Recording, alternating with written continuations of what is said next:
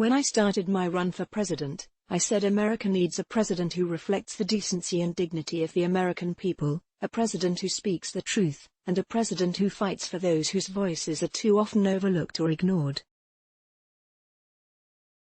I still believe that to this day.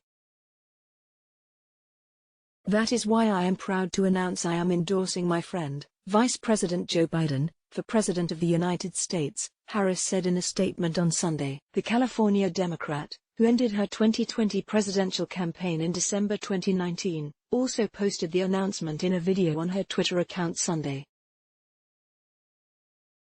She added that she would be in Detroit Monday to campaign with Biden. CNN previously reported that Harris was considering endorsing Biden.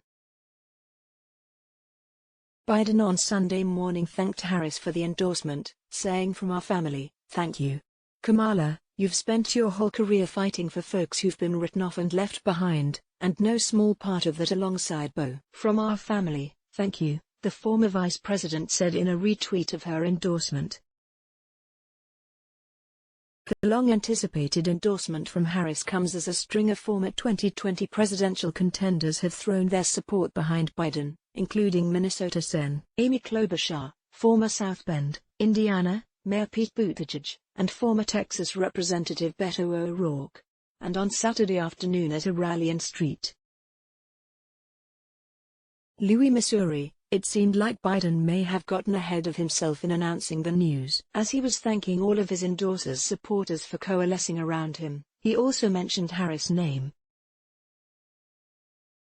"And by the way, to all of Amy's folks, to all of Pete's folks, to all of Kamala's folks, to all of the folks, to Beto's folks, I tell you what a gigantic difference it's made. We're going to unite this party and unite this country."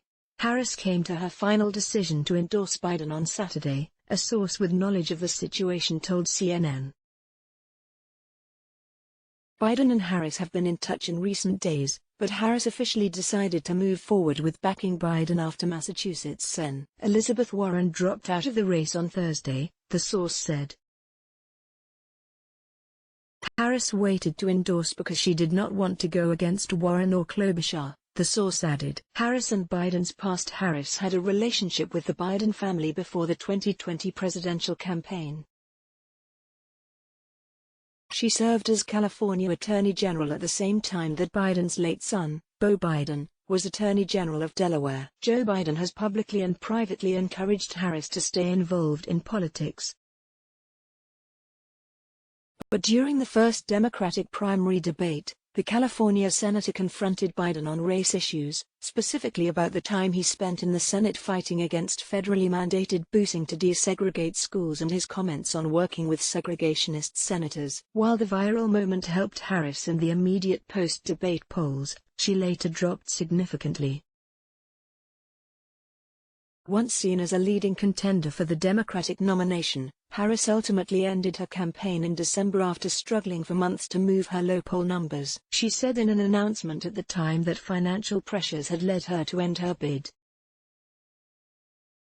The next day, Biden, when asked by reporters if he would consider Harris as a vice presidential pick, said, "Of course I would," said Biden, turning around to answer the question as he walked onto his campaign bus. "Look, Senator Harris has the capacity to be anything she wants to be.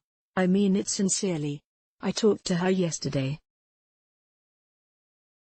She's solid, she can be president someday herself, she can be vice president, she could go on to be a Supreme Court justice, she could be Attorney General. I mean she has enormous capability." This story has been updated with additional developments. CNN's Dan Murica, Kyung La, Chandler Stuster, Abby Phillip, Jasmine Wright and Kate Sullivan contributed to this report. Let's block ads. Why?